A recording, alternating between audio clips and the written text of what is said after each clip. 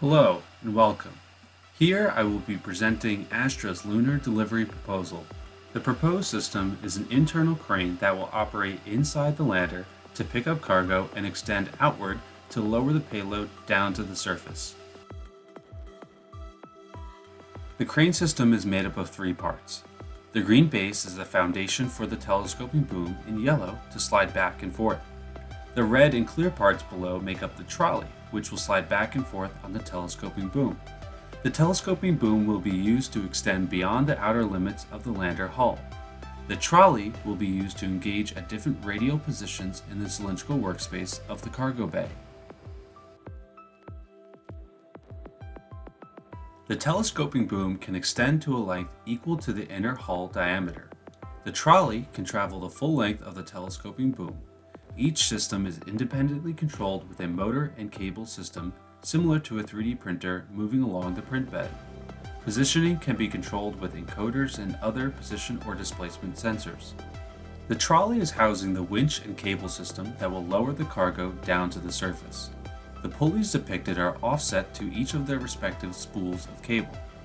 The cable will travel down from the pulleys to the cargo engagement system and back up to be fixed in the red rectangular frame to increase mechanical advantage. This location can also be used for a strain gauge to monitor the cable integrity over time. The rotation system allows the crane to operate in the cylindrical workspace to have access to the entire cargo bay area. The system is made up of a turntable, motor, and structural parts to reduce the moment forces on the turntable. The cargo engagement has four pulleys that the cable can go down, around, and back up to increase the mechanical advantage mentioned earlier. This system will also house solenoids to extend and retract to engage with the cargo. The solenoids can be placed in any orientation for different payload shapes and sizes.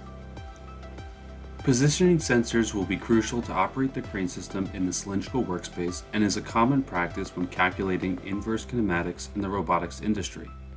Cargo can be loaded and unloaded on Earth or the Moon in many different ways using this system.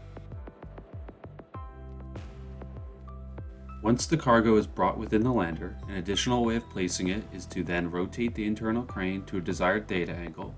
The trolley will be moved to a desired radial length, and finally the cargo engagement will be lowered to a desired height position. The first payloads that should be delivered to the surface are our uniquely designed transport units. Now unloading the cargo, the order explained previously is reversed. Cargo will be picked up by the cargo engagement, the crane will rotate about the central axis, a telescoping boom will extend beyond the bay doors, and the trolley will travel to the end of the telescoping boom. Next, the cargo engagement will be lowered by the trolley-housed winch system onto the transport unit. The transport units will be used to move the cargo from the lunar lander to the moon base. Each wheel has its own motor and active suspension system. These subsystems ensure that the cargo will maintain full top plate contact with all the top plates in any array of units. Obstacle avoidance and maneuverable turning was also a main component in the design process. The units will be able to drive autonomously with a communication system, vision system, and path planning algorithm. These transport units will use the motors to act as a differential and rotate about two central axes between the two front wheels and the two rear wheels respectively. The active suspension system works like a proportional solenoid valve. There will be two coils, one at the top and bottom shown in red. A permanent magnet will be pulled in either direction with springs and an analog input for positioning. The suspension system can clear obstacles up to 30 centimeters in height or depth.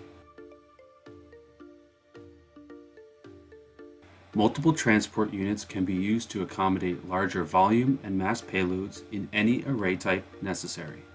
When teaming up, the transport units will have to communicate distance from each other, especially when turning to get the proper differential between all the sets of wheels, and can be monitored by a potentiometer. Teaming up also involves ensuring that all the top plates will remain coplanar so that the cargo has 100% contact with all the top plates, which is also another great argument for the necessity of active suspension when driving over the rough terrain of the lunar environment. On behalf of the Astra team, we hope you enjoyed our proposal and thank you for your time.